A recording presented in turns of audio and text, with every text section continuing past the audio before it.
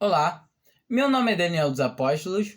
Lembrando que o meu apóstolo é apenas o meu sobrenome. Se alguém hoje em dia falar que é apóstolo de Deus, apóstolo de Cristo, apóstolo da Bíblia, esse tal é mentiroso. Não existe mais apóstolos nos dias de hoje. Todavia, aqui no meu canal eu sempre falo sobre o Evangelho da Graça por meio da fé. Essa fé que não vem de nós, é dom de Deus. Todavia, hoje eu quero estar falando uma coisinha um pouco mais para cristãos mesmo, né? Para quem já tem certeza da sua salvação. Todavia, um cristão ele tem a salvação já garantida por Cristo Jesus, pela palavra de Deus, mediante a fé em Cristo Jesus, mediante ao sacrifício que Cristo fez como propiciação pelos nossos pecados, derramando o seu sangue naquele madeiro de uma cruz. Ou seja, um cristão, ele está salvo aqui nessa terra já. Se ele crer realmente, ele está salvo. Então, a gente tem que entender que o cristão ele não tem uma vida terrena como como muitos pregam por aí, falando que o cristão ele tem que ter uma vida próspera, ele tem que ter uma vida iluminada aqui e tal. E são coisas que são fábulas. É como aquela passagem que fala que não suportarão a sã doutrina e querendo ouvir coisas agradáveis, é, voltarão às fábulas. Ou seja, o que acontece? As bênçãos terrenas que está na Bíblia, que falam de terra que mana leite e mel, que fala de riquezas e tal, aquilo são as bênçãos terrestres, mas é para um povo terreno, que é o povo de Israel. A igreja não tem nenhuma bênção terrena. A igreja é herdeira de todas as bênçãos celestiais. Ou seja, um cristão, ele é o mais milionário que existe no mundo. Por mais que não pareça, por mais que ele não tenha recebido de fato, de maneira apalpável, tangível, essa herança, mas em todo o tempo, se ele crê que Cristo morreu por ele, ele sabe que ele morreu agora para esse mundo e agora ele vive com Cristo, ele já tem uma vida eterna, ao qual ele pode já desfrutar aqui nessa terra, o qual é a vontade de Deus que nós desfrutemos dessa vida eterna já aqui na terra. Todo o tempo dando um bom testemunho, levando uma vida honesta, em todo tempo, sabendo que se sofremos perseguição, devemos dar glória a Deus. Se passamos provações, dando glória a Deus, porque em tudo devemos dar glória, devemos dar graças, porquanto o Senhor, ele nos salvou de uma coisa, sabe, que não tem explicação. Nós estávamos condenados à morte eterna, mas Cristo nos ressuscitou e nos deu a vida eterna. Agora, não mais para nós vivermos para nós mesmos, mas para aquele que por nós se entregou, que por nós morreu. Como está em Romanos, aquele que não poupou nem mesmo ao seu próprio filho, como não nos dará com ele todas as coisas? Ou seja, nós somos herdeiros juntamente com o nosso Senhor. Nós devemos levar uma vida assim como o nosso Senhor levou aqui nessa terra. E o nosso Senhor não foi rico. Não estou dizendo que um cristão ele não possa vir a ter bens materiais. Pode sim. A gente encontra cristãos tendo bens materiais e a gente encontra logo de cara dois que participaram até do funeral do Senhor, que foi José de Arimateia e Nicodemos. Todavia, quando nós encontramos um irmão que tem uma condição, o Senhor colocou ele ali para alguma coisa, porque o Senhor tem uma porção na vida dele. E um cristão que não tem, o Senhor também tem uma porção na vida dele. porquanto não importa se nós somos ricos, se somos pobres, se temos bom entendimento material, físico, isso não importa.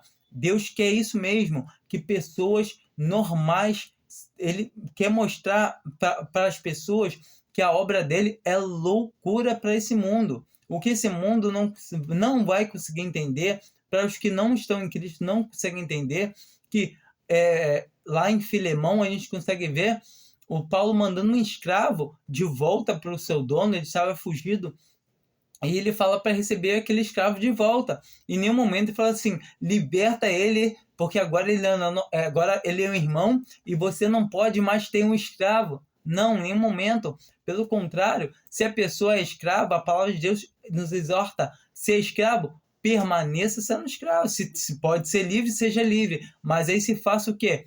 Prisioneiro do Senhor, como Paulo se voluntariou a ser prisioneiro do Senhor.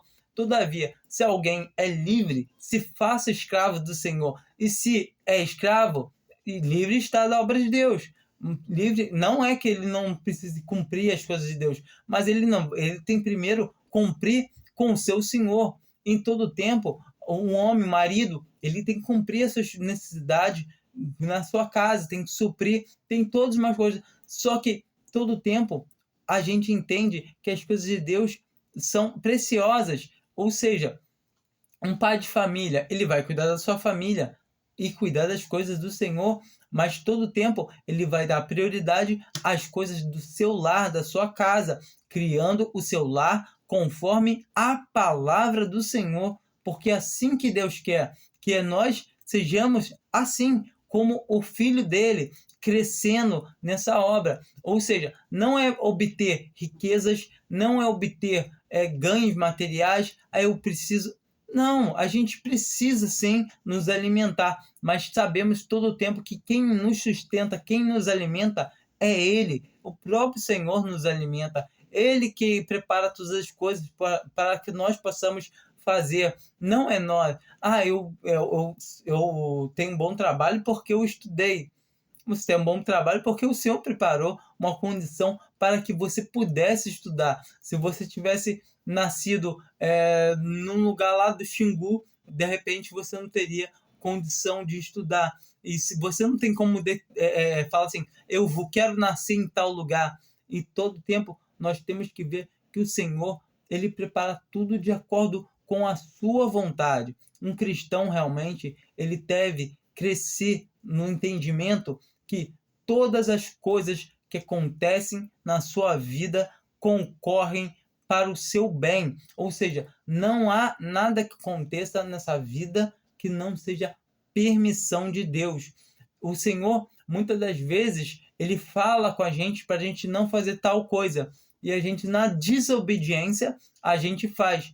E muitas vezes o Senhor permite que passemos por coisas sérias, por coisas que entristecem a gente, mas isso é correção para nós entendermos que, poxa, eu não precisava ter feito aquilo. Eu gosto muito de usar a história dos dois irmãos gêmeos, de Jacó e Esaú. Ou seja, o Senhor prometeu a Esaú ele ser maior do que o irmão dele. Ele sendo o filho mais novo, ele queria ser o primogênito, mas ele não tinha que fazer nada, ele só tinha que esperar. Foi o Senhor que prometeu. Mas o que ele faz? Ele pega junto com a mãe dele, ele primeiro compra a primogenitura do irmão, ele engana o irmão e o pai junto com a mãe, e automaticamente nós vemos depois que a mesma coisa que ele fez acontece com ele. O sogro dele vendeu uma filha para ele, depois entregou a outra. Ele teve que trabalhar mais 7 anos para conseguir comprar realmente a mulher que ele queria. E todavia, nós vemos do mesmo jeito que Deus trata com um cristão. Ele pega, a gente sabe que tem a salvação, sabe que tudo já está correndo perfeitamente, e todavia a gente vai e fala, vou adiantar o processo, vou botar minha mão, e acaba fazendo besteira. E todo tempo a gente acaba voltando para o lugar anterior e fala, realmente tenho que reconhecer que o Senhor está na minha vida, mesmo eu fazendo a besteira que eu fiz. E todo tempo é assim. Nós somos, infelizmente, nós temos essa carne que nos perturba, nos constrange, a gente não se sente satisfeito com nada, certas coisas nos aborrecem e nós acabamos perdendo o Senhor de vista. E quando nós perdemos o nosso Senhor de vista, aí que mora o perigo, mora o problema. Porquanto, quando perdemos o foco do Senhor, aí nós estamos nos afastando dele, nós estamos regredindo, voltando para trás. Não estou dizendo que alguém possa perder a salvação, mas, em todo caso, deixamos de agradar a Deus, perdemos comunhão, ou seja, a nossa comunhão vai enfraquecer. Um cristão, ele deve andar ligado 24 horas na comunhão com o Pai, conversando, falando: Senhor, será que é assim que eu devo fazer, Senhor? Senhor, sabe? Quando vem aquela dúvida do será que é assim que eu devo fazer, isso é bom. É porque, opa, será que tá certo mesmo o que eu estou fazendo? Isso nos coloca numa posição de reflexão, ou seja, automaticamente a gente tem que perguntar ao Pai, a gente tem que orar, a gente tem que pedir ele esclarecimento, buscar na palavra dele, procurar alguma coisa que nos dê um rumo, para a gente não o quê? Não enfiar a mão, o pé pelas mãos. Ou seja, um cristão ele tem que entender que a vontade aqui na terra, para ele, é a vontade de Deus. E qual é a vontade de Deus na sua vida aqui na terra? Você sabe o que Deus quer para você? O que Deus requer de você? Todavia, nós devemos procurar isso, ser agradáveis a Deus conforme a sua vontade. Porquanto tudo o que fazemos aqui, nós fazemos perante a vontade de Deus. Ou seja, se fazemos alguma coisa certa, foi Deus que fez, porque nós andamos nas boas obras ao qual Deus Pai preparou para que nós andássemos nelas. E se nós fazemos alguma coisa de errada, aí foi nós mesmos que fizemos. Aí nós fizemos o erro. Porque todas as coisas de acerto que a gente faz, é Deus que faz, por meio do nosso corpo, por meio da gente, da nossa comunhão com Ele.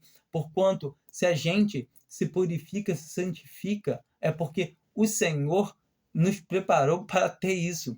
Ou seja, quando nós entendemos que nós não podemos agradar a Deus por nós mesmos, aí automaticamente a gente entende que o Senhor se agrada através da gente. É meio complicado de explicar que a gente não faz nada de bom, nadinha, mas o que fazemos de bom é o Senhor que faz. E as coisas de ruim realmente somos nós que fazemos. Isso daí não tenha dúvida. A nossa carne, ela é perita nisso, em errar, em vacilar, em cometer as piores atrocidades. E não se espante em ver uma pessoa, um cristão verdadeiro, genuíno, cometer certas coisas, porquanto é tão fácil, é mais fácil um cristão cometer certos erros do que um incrédulo. E temos que entender, botar isso na nossa mente, que nós devemos andar em comunhão com o nosso Senhor, porque se não andarmos em comunhão com Ele, nós vamos errar, nós vamos tropeçar, porquanto a nossa comunhão com o nosso Pai, com o nosso Deus, é que nos sustenta para andarmos nesse mundo cheio de buraco, cheio de pedras, onde nós podemos tropeçar a qualquer momento. Ou seja, um bebezinho recém-nascido, ele não pode andar sozinho, ele anda no colo. Depois ele vai crescendo, ele começa a andar o quê? De mão solta, deixa uma criança de 2 aninhos andar na beira da pista solto. Não, ele anda de mão dada com o pai. E de preferência do lado da calçada, não da pista. E assim a gente vai crescendo na obra de Deus.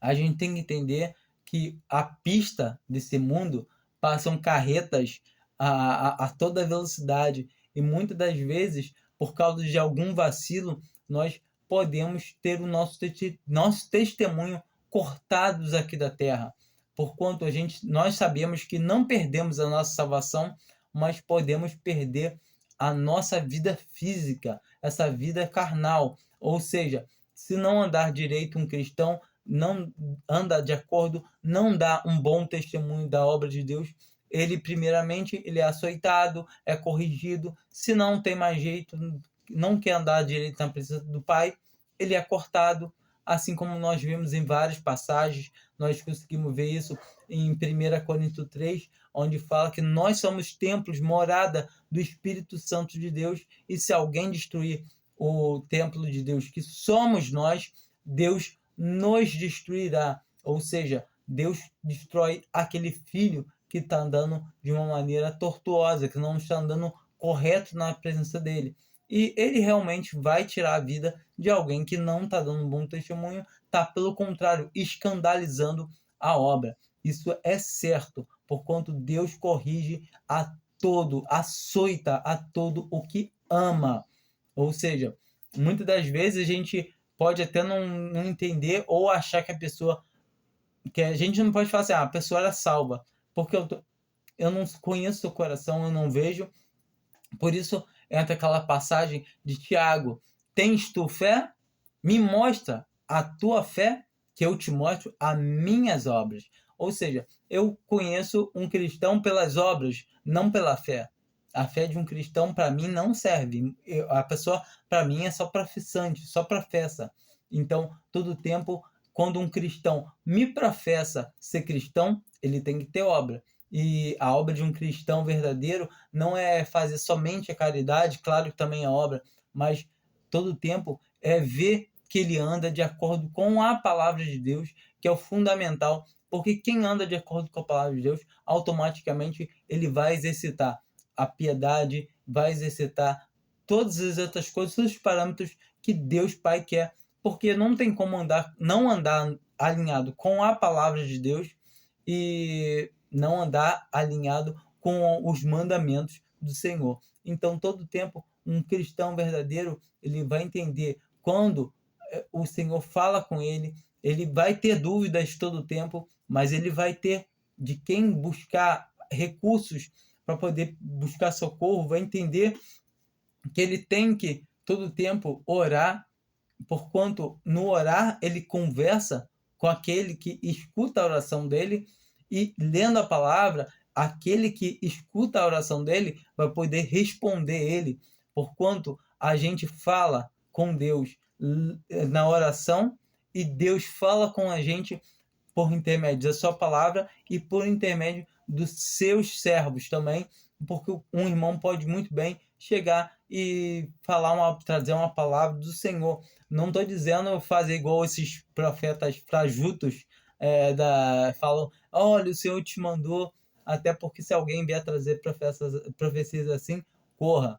Mas se um irmão falar alguma coisa, trouxer uma palavra, escuta atenciosamente, e geralmente o Senhor lhe traz essas palavras da boca daquele irmão que a gente menos dá crédito, dá valor, é daquele irmão que a gente nem estava esperando que venha a palavra, muitas vezes, que a gente precisa ouvir.